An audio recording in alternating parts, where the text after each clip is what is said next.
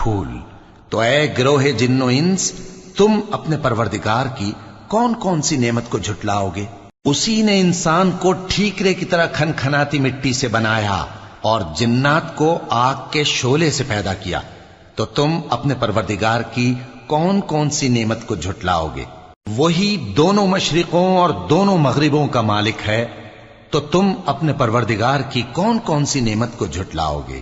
اسی نے دو دریا رواں کیے جو آپس میں ملتے ہیں، مگر دونوں میں ایک آڑ ہے کہ اس سے تجاوز نہیں کر سکتے، تو تم اپنے پروردگار کی کون کون سی نعمت کو جھٹلاؤ گے؟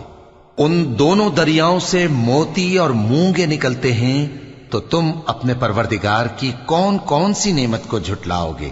اور جہاز بھی اسی کے ہیں جو سمندر میں پہاڑوں کی طرح اونچے کھڑے ہوتے ہیں، تو تم اپنے پروردگار کی کون کون سی نعمت کو جھٹلاؤ گے؟ جو مخلوق